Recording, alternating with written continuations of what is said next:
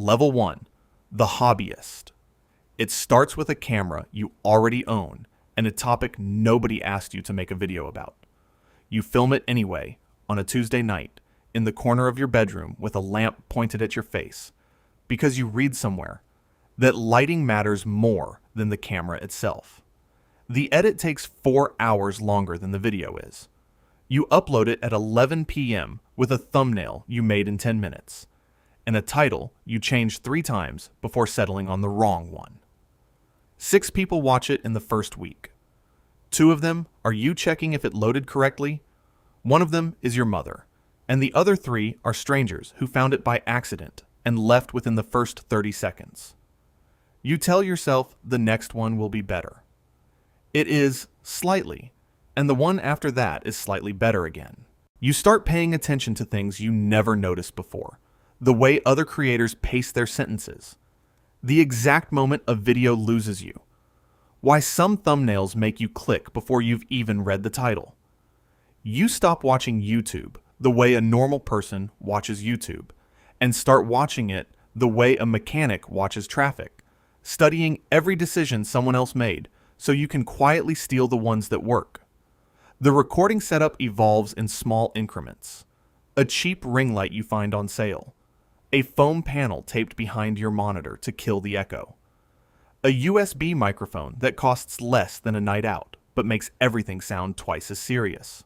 None of it is good by any measurable standard, but all of it is incrementally better. And incrementally better is the only gear available to you at this stage. Your friends ask what you've been up to, and you mention the channel, and they nod with that particular kind of polite interest that means they will never actually watch it.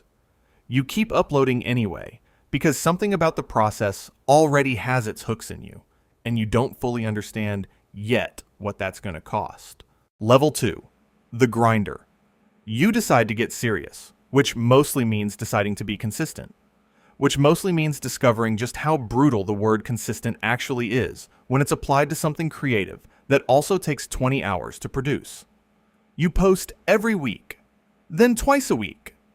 You build a spreadsheet tracking your average view duration, your click-through rate, your subscriber count by day, and you stare at it every morning the way someone else might check the weather, as if the numbers are going to change based on how long you look at them. Most weeks they don't. You hit 100 subscribers, and it feels like something. Then 200. Then you stall at 600 for 2 months, and the spreadsheet starts to feel like a document proving your own mediocrity. You start studying the algorithm the way a student studies for an exam. They're failing. Reading forums, watching breakdowns, listening to podcasts by creators who pulled themselves out of exactly where you are right now. The advice is always partially contradictory. Post more.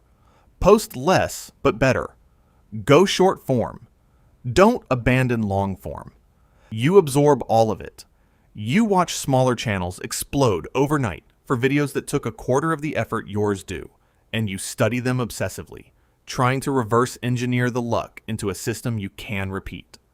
Your upload schedule starts bleeding into everything else. You cancel plans to finish an edit.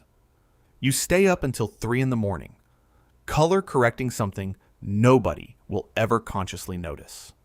You eat dinner at your desk. You answer comments on your phone during conversations with actual people who are physically present in front of you, and you know this is a bad sign, but you do it anyway. You tell yourself this is the investment phase, that it won't always feel like this, that the channels worth watching all have 100 videos. Nobody remembers, buried underneath the ones that matter. You keep telling yourself that. On some days it works. Level 3. The moment. You can't predict it. Every creator talks about the video that changed things for them, and almost none of them made it on purpose. Yours is something you filmed in an afternoon because your original idea fell through and you needed something to post by Friday. The script is looser than usual, less rehearsed, closer to how you actually talk when nobody is particularly watching. You put less pressure on it precisely because you care about it less. And something about that looseness carries through every single frame. You upload it on a Thursday evening and go to sleep. By Friday morning, it has 10 times your usual first day views. By Sunday, it has more views than your entire back catalog combined. Your phone won't stop. Your subscriber count is climbing faster than you can watch it happen, and the comments are arriving so quickly they stop feeling like individual people and start feeling like weather. Strangers are sharing it in group chats you will never see, in subreddits you've never visited, in Discord servers built around interests you didn't know overlapped with yours. You open the analytics page and sit in front of it for a long time without quite believing what you're reading. You message 3 people. You don't know what to say to the other 400 who are messaging you. A bigger creator shares it without being asked to. Then, a news account. Then, 3 more creators in the same afternoon. Your channel jumps to a number you would have called impossible 6 months earlier, and the first thing you feel, genuinely, isn't joy. It's the immediate quiet terror of knowing you now have to follow this up with something, and the video you already had scheduled suddenly feels like it was made by someone operating at a completely different level than where you just landed.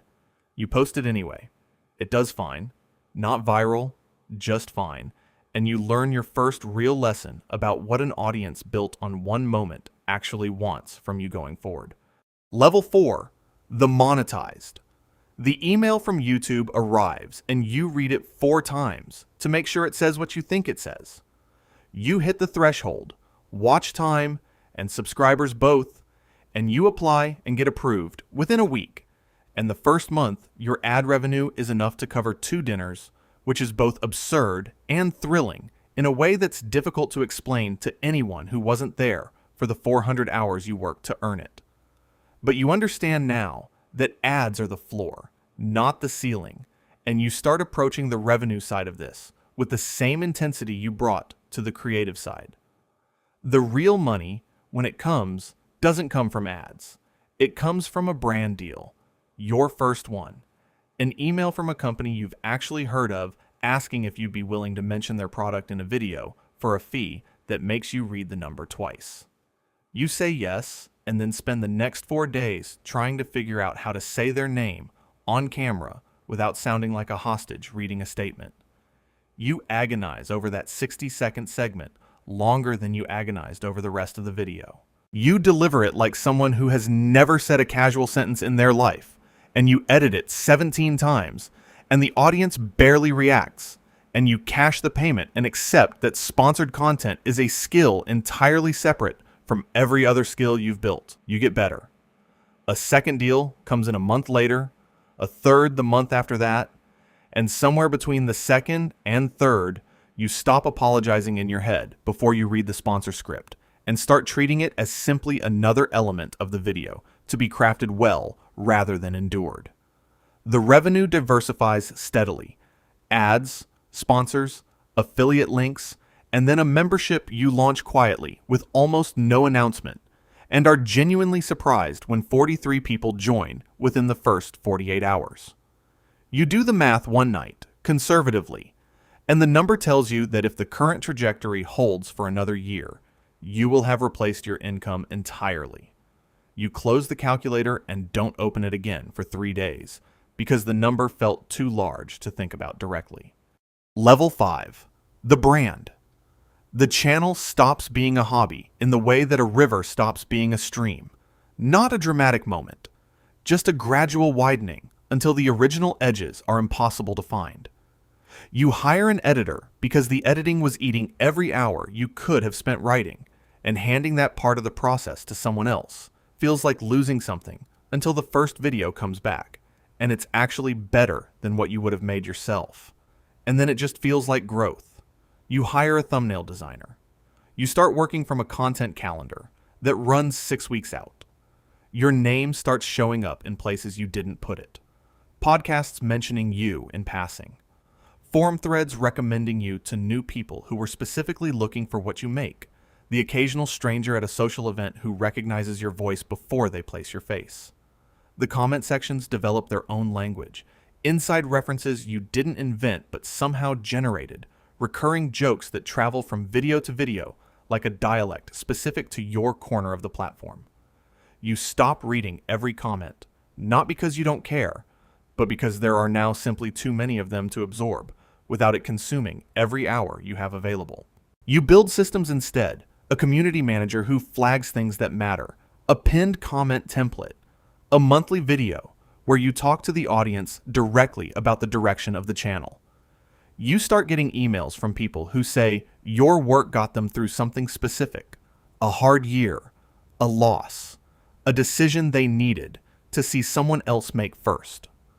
Those emails are the most disorienting part of the entire experience because you filmed everything alone in a room and somehow never fully pictured what happens to it on the other end, in the earbuds of someone driving home from a hospital, or running alone in the dark, or sitting in a waiting room trying not to fall apart.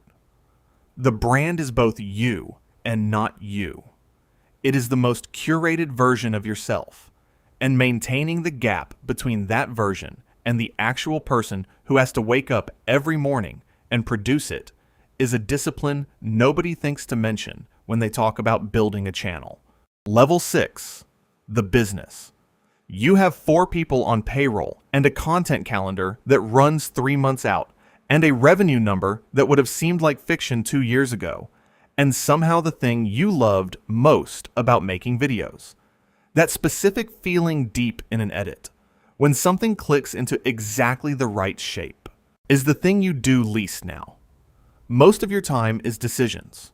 Which brand deal fits the audience, and which one would quietly erode the trust you spent 2 years building? Whether to expand into short form, or whether that dilutes the long-form identity that made the channel what it is. Whether to bring on a business manager, or to keep handling contracts yourself to avoid another person taking a percentage of revenue that already has to stretch across a payroll.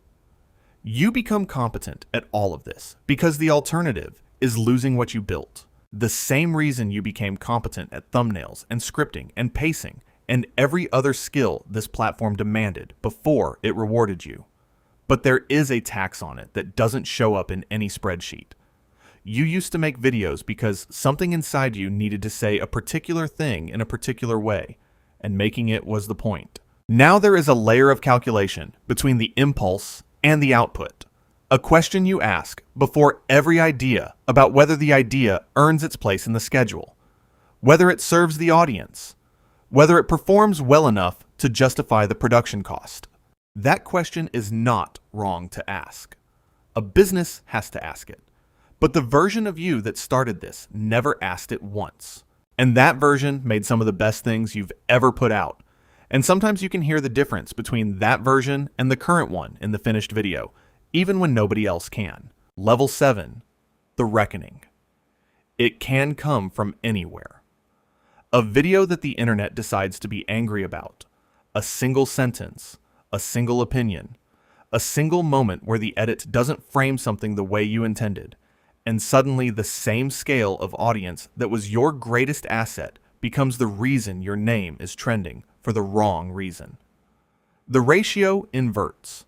The comments fill with people who have never watched you before and never plan to, who arrived specifically for the argument and will leave the moment it stops being interesting.